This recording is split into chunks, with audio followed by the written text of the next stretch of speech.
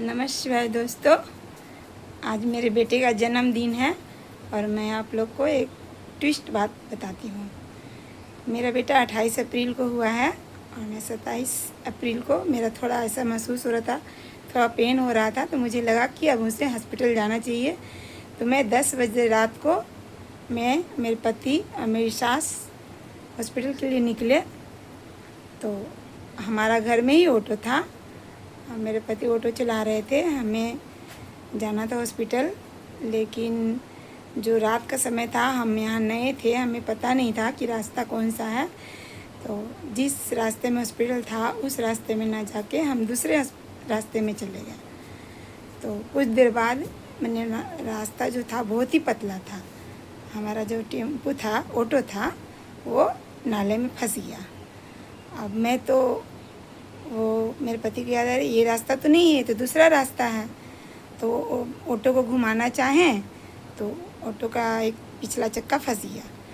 अब मेरी सासू माँ मेरे साथ थी, वो भी बुज़ुर्ग हैं, मेरे पति अकेले और मैं ऑटो में बैठी हुई थी। अब मुझे हम लोग को समझ में नहीं आ रहा था कि हम लोग कैसे करें, ऑटो का चक्का निकल ही नहीं रहा था और बैसाख का महीना बहुत ही ज़्यादा गर्मी थी।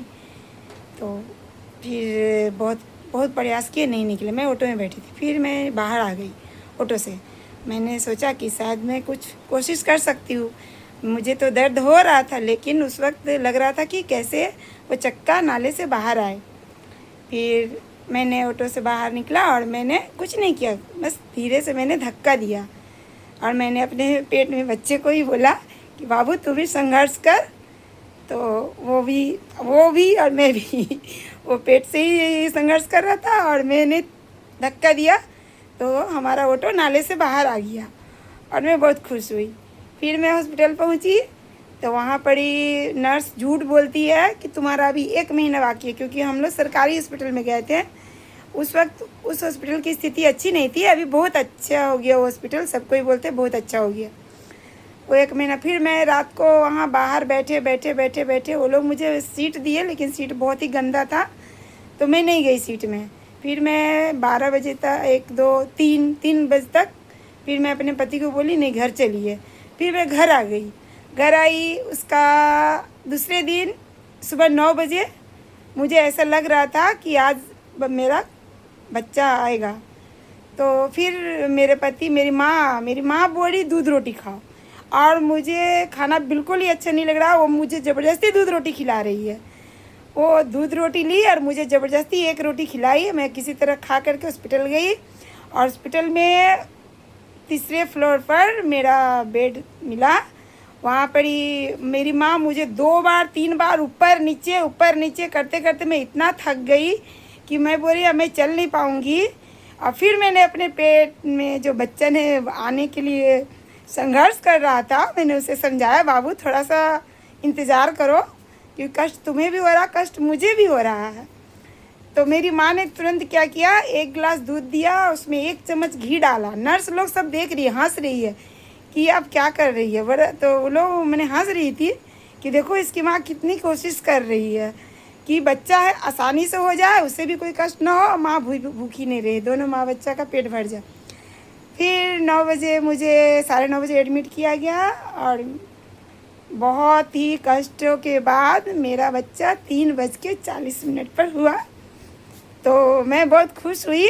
वो रो नहीं रहा था, तो डॉक्टर नर्स बोल रहे थे अरे ये तो बच्चा रो नहीं रहा।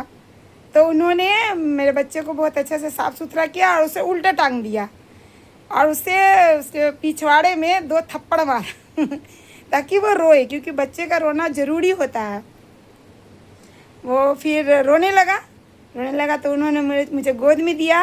मेरी सासू माँ बाहर थी, मेरे छोटा भाई, मेरी माँ, सभी कोई बाहर में थे, मेरा इंतज़ार कर रहे थे। उन्होंने कहा कि आपका बेटी को लड़का हुआ।